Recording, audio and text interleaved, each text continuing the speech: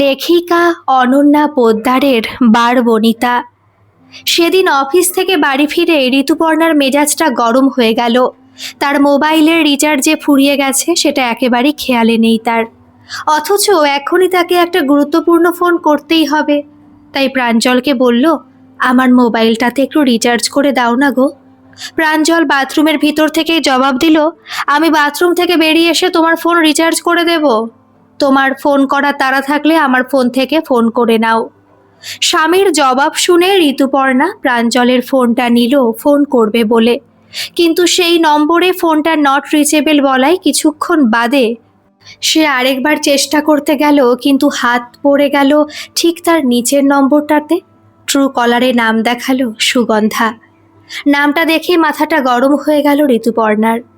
এই মেয়েটা এত বছর বাদে আবার কি করতে প্রাঞ্জলকে ফোন করেছে ঠিক বোধগম্য হলো না তার। প্রাঞ্জলের ফোনটা টেবিলে রেখেই সোফায় ধপ করে বসে পড়ল সে। তার সর্বাঙ্গ জ্বলছে। মনে পড়ে গেল বছর 8 আগের কথা। তখন প্রাঞ্জল একটা বড় গাড়ির কোম্পানির মার্কেটিং ডিপার্টমেন্টের হেড।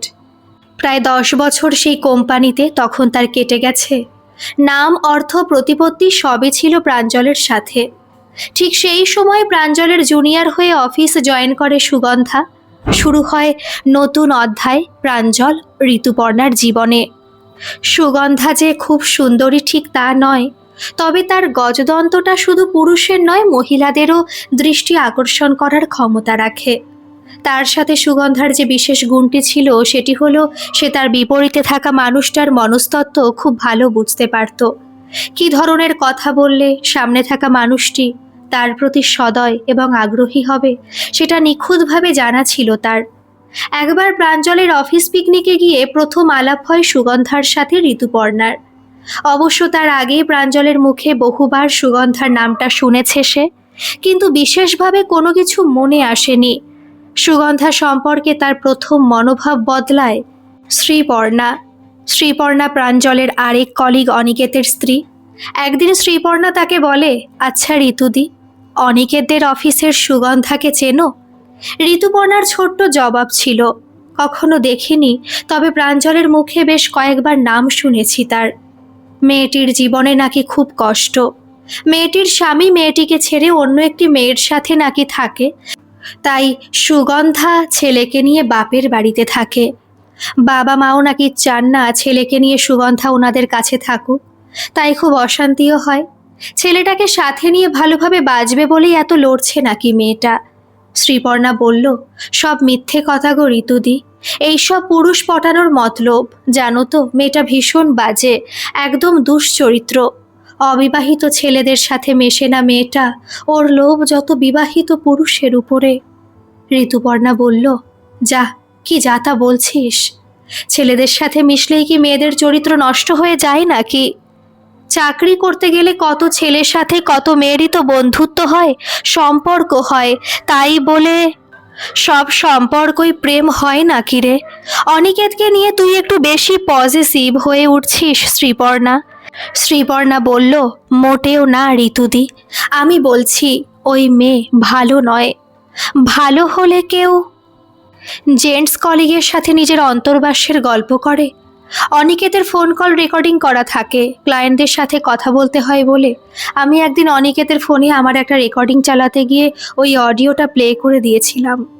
ওদের কথাবার্তার সবটাতেই সুগন্ধার তরফ থেকে নোংরামি ছিল। অনিকেত কিন্তু সেভাবে কোনো প্রশ্রয় দেয়নি।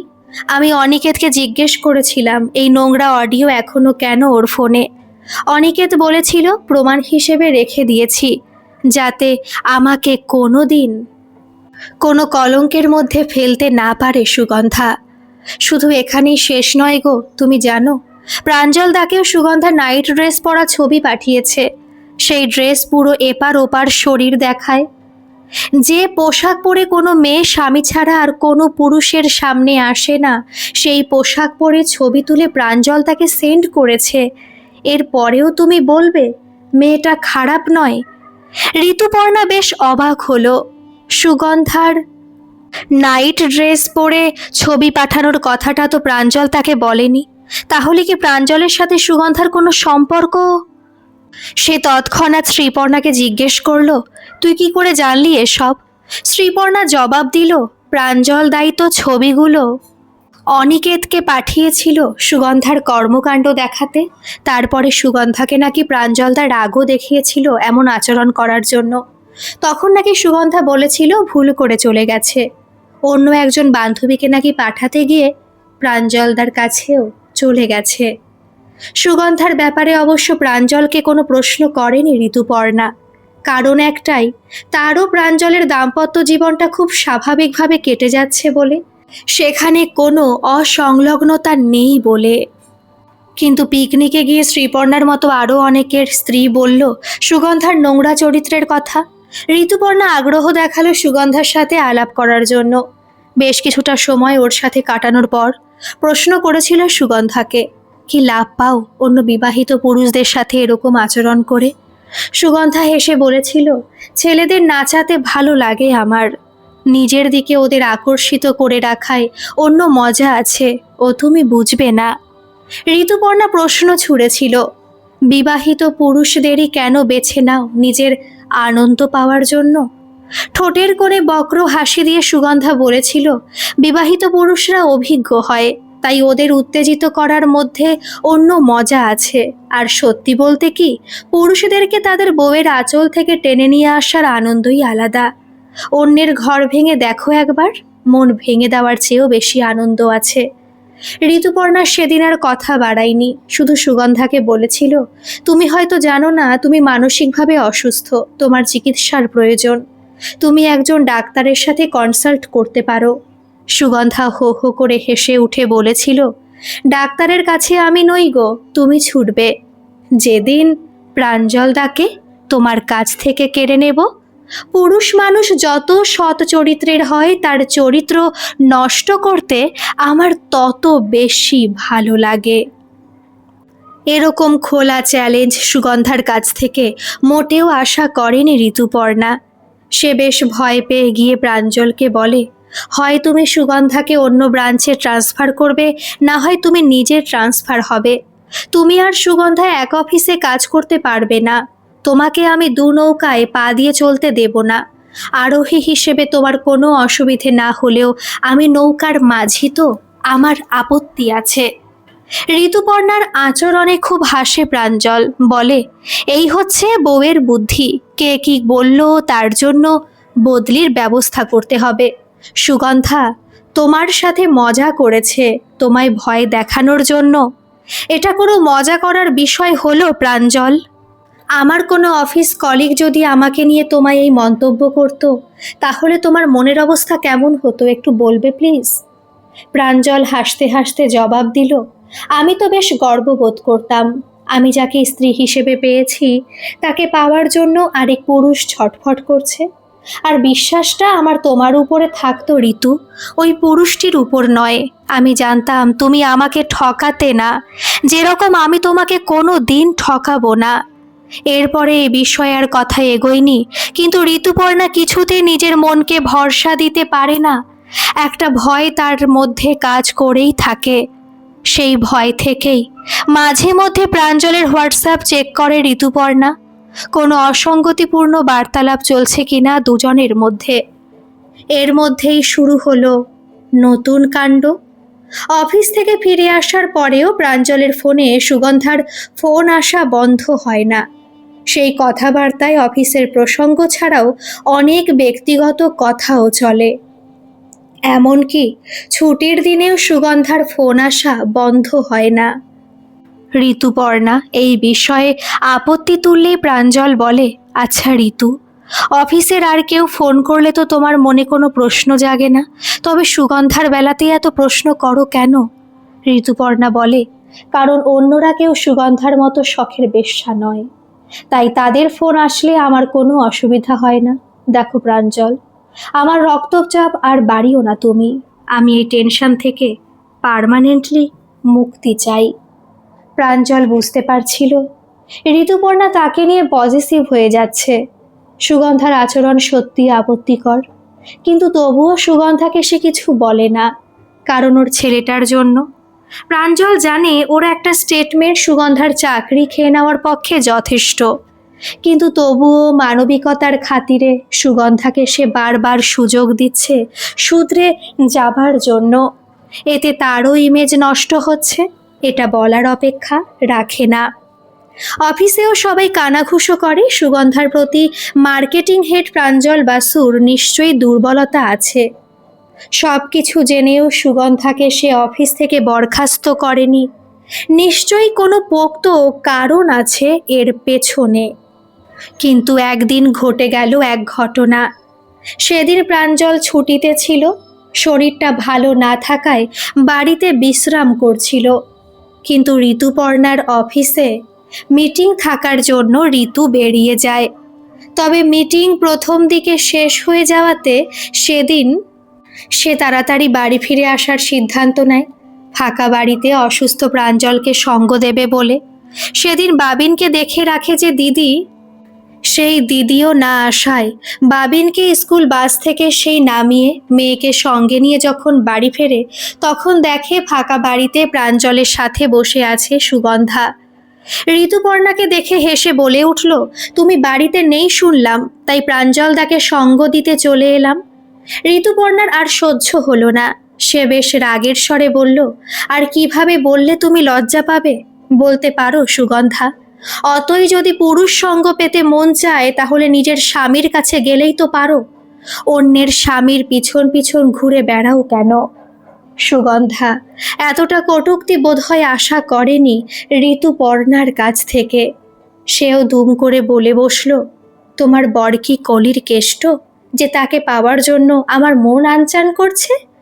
আমি ভাবলাম প্রাঞ্জলদার গায়ে জ্বর, তুমি তো অফিস চলে গেলে, তাই প্রাঞ্জলদার যাতে কোনো অসুবিধা না হয় তাই চলে এলাম।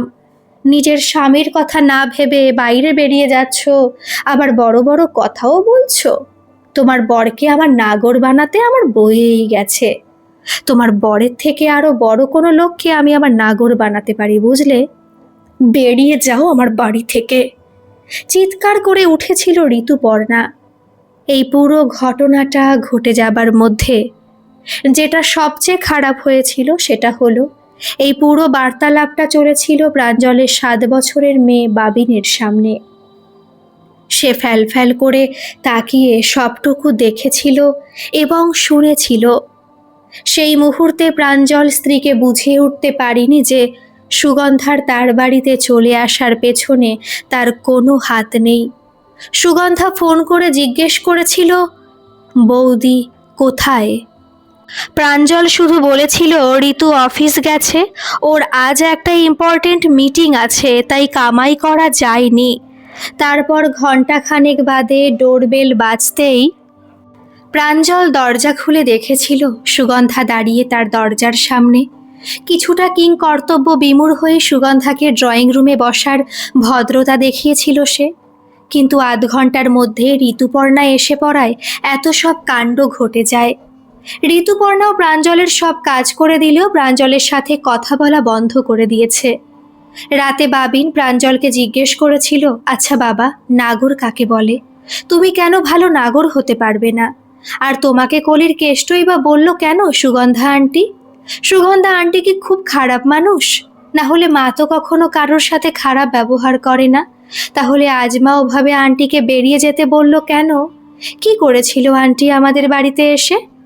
মেয়ের এতগুলো প্রশ্নে প্রাঞ্জল শুধু লজ্জাই পেল, উত্তর কিছুই দিতে পারল না। পরের দিন প্রাঞ্জল অফিসে যাওয়ার পরেই ওর কেবিনে ঢুকে সুগন্ধা অনেক করে ক্ষমা চায়।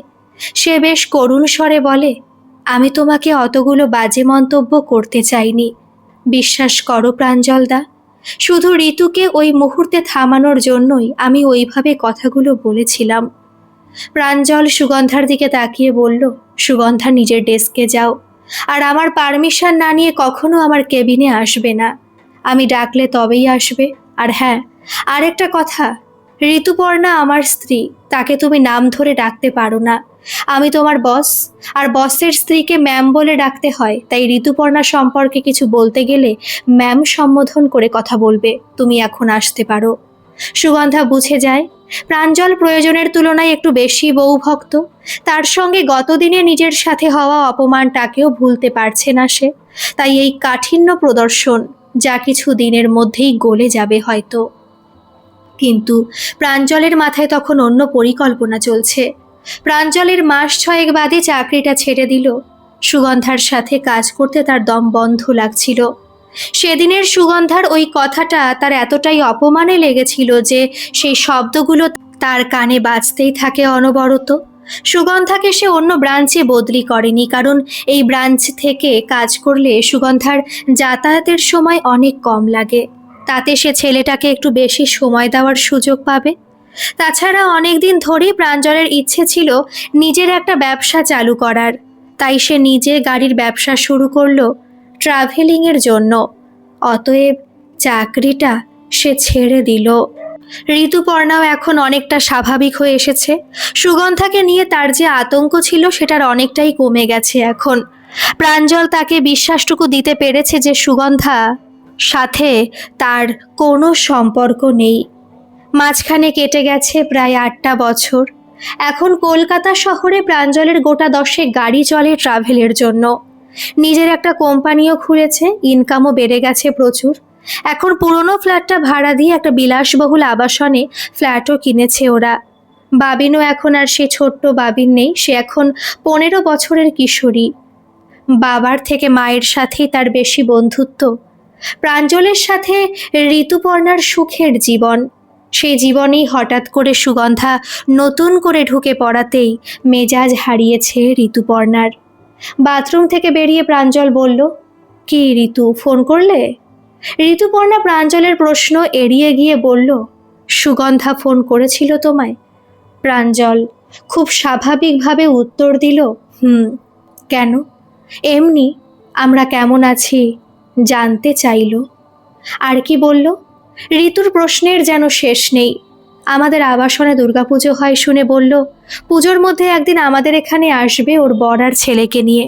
ও জানো তো ঋতু, শুনলাম সুগন্ধার ওর বর নাকি এখন একসাথেই থাকে, ছেলেও অনেক বড় হয়ে গেছে, কলেজে পড়ে নাকি।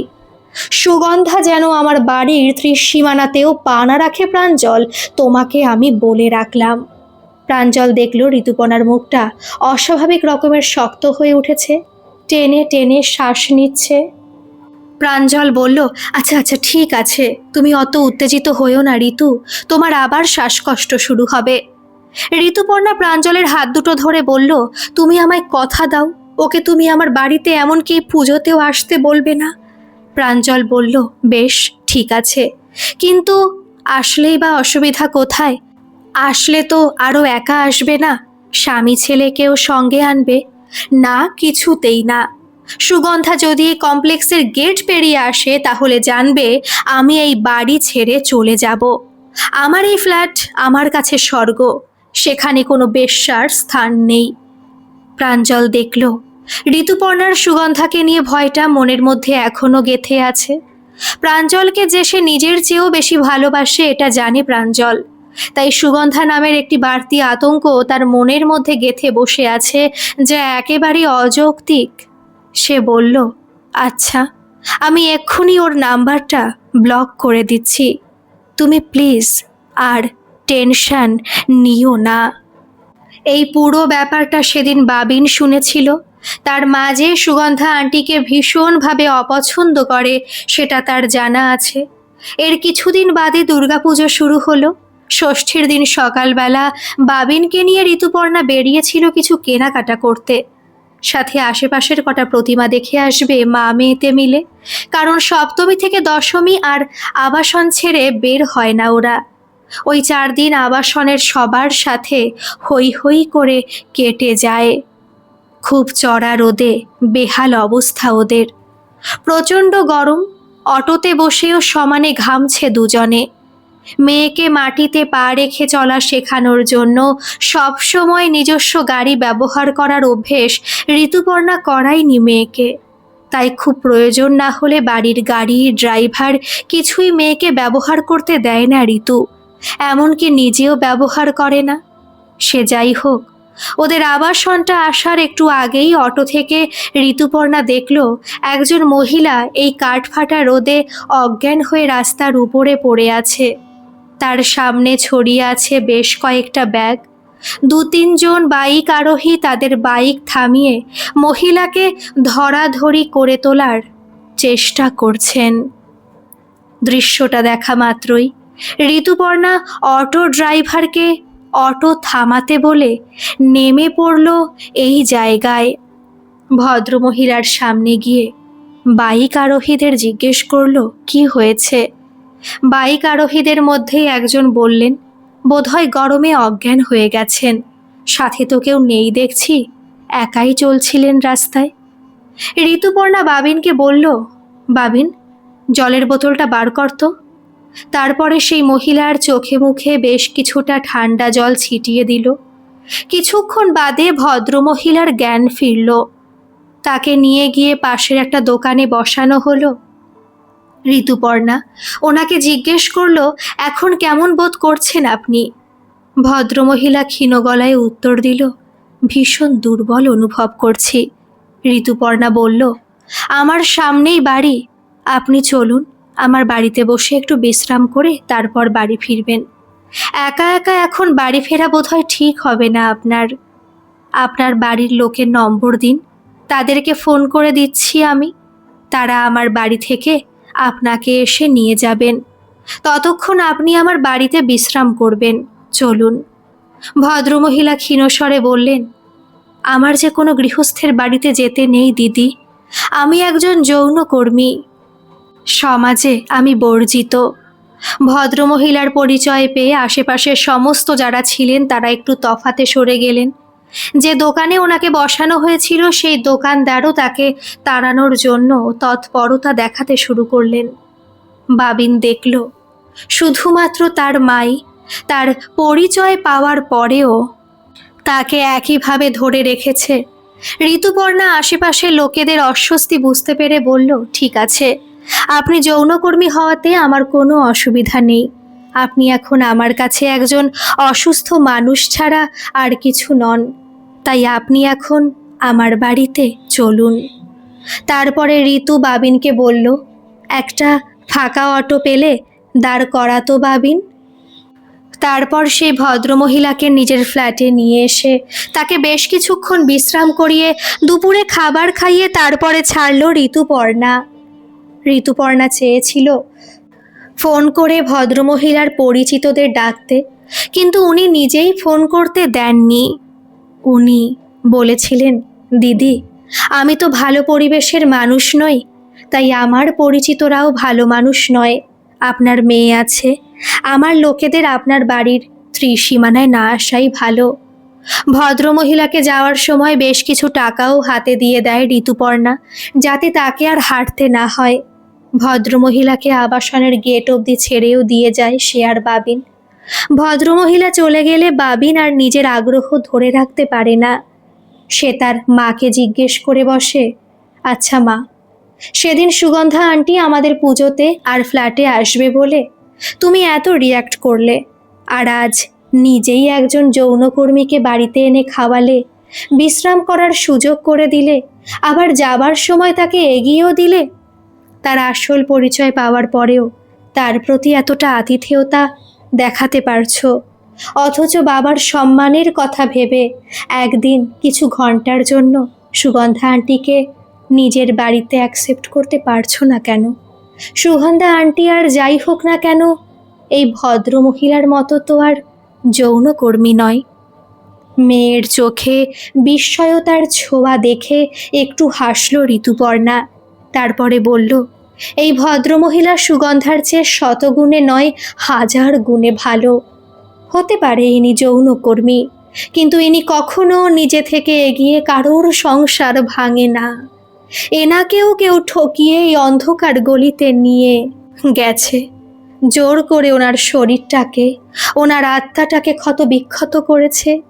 এরা নষ্ট হয়ে যায় বলে আর সমাজে ফিরতে পারে না, তাই পেটের দায়ে নিজেদেরকে বারবার বিক্রি করে। কিন্তু এরা কোনো পুরুষ দেখলেই ঝাঁপিয়ে পড়ে না। জানবি, চরিত্র নষ্ট হয় এক অভাবে আর এক স্বভাবে। এই ভদ্রমহিলা প্রথম দলে আর সুগন্ধা পরে দ্বিতীয় দলে। জানিস তো, বারবনিতা সেই যার মন নষ্ট, শরীর নষ্ট হয়ে গেলেই বারবনিতা হয় না রে। সমাজ এই মানুষগুলোকে শোষণ করে আস্থা করে ফেলে রাখে, সম্মান দেয় না। তাই তো মা দুর্গার প্রতিমা গড়তে এদের ভিটের মাটির প্রয়োজন হয়। যেখানে স্বয়ং মা দুর্গা তাদেরকে গ্রহণ করেছেন, সেখানে আমরাই বা তাদেরকে গ্রহণ করব না কেন বল? বাবিন তার মাকে আর একটু বাজাতে বলল, তবুও অপরাধটা তো একই দুজনের, তাই না? ঋতুপর্ণা মেয়ের কথায় জবাব দিল, বিচার সবসময় মানুষের কাজের ইন্টেনশন দেখে করতে হয় বাবিন। দুটো মানুষ হয়তো খুনি, একজন আত্মরক্ষার খাতিরে খুন করেছে, আর একজন পয়সা বা প্রতিশোধ নেওয়ার জন্য খুন করেছে। দুজনের মোটিভ কিন্তু এক নয়, তাই শাস্তিটাও এক হয় না। এই ভদ্রমহিলা এগিয়ে গিয়ে কোনো মানুষের সাজানো সংসার নষ্ট করে না, যেটা সুগন্ধা করে এসেছে। তাই আমার চোখে নষ্ট চরিত্র এই ভদ্রমহিলা নন, সুগন্ধাই। আমার চোখে সুগন্ধার মতো মেয়েরাই বারবনিতা, যারা ভদ্র চেহারার মুখোশ পরে ইন্টেনশনালি অন্যের সংসার ভাঙার খেলায় মেতে ওঠে। বাবিন ওদের আবাসনের প্যান্ডেলটা পেরোনোর সময় একবার মা দুর্গার দিকে তাকালো। মায়ের মুখটা কাগজ দিয়ে ঢাকা, আজ বিকেলে উন্মোচন হবে, কিন্তু গতকাল রাত্রে ঠাকুর আনতে বাবার সাথে গেছিল সে কুমোরটুলি পর্যন্ত। তখন সে মা দুর্গার মুখটা দেখেছিল। প্যান্ডেলটা অতিক্রম করার সময় সে মনে করার চেষ্টা করলো মা দুর্গার মুখটাকে। মনে হলো মা দুর্গার মুখটাও ঠিক তার মায়ের মতনই দৃঢ় ও বলিষ্ঠ ছিল। চোখে ছিল সঠিক মানুষকে চিনে নেবার দক্ষতা। তাই তো তার মা আর মা দুর্গা দুজনের কাছেই যৌনকর্মীর সম্মান আছে। আজ সন্ধেতে মা দুর্গার মূর্তি উন্মোচন হলে বাবিন আরেকবার মিলিয়ে দেখবে তার মায়ের চোখ দুটোই মা দুর্গার চোখে বসানো আছে কিনা। কারণ দুজনেরই যে একই দৃষ্টিভঙ্গি, একই জীবন দর্শন। আজকের এই গল্পটি আপনাদের কেমন লাগলো বন্ধুরা, অবশ্যই কিন্তু কমেন্ট করে জানাবেন। আর ভালো লাগলে একটা সাবস্ক্রাইব করে আমার পাশে থাকবেন। ধন্যবাদ।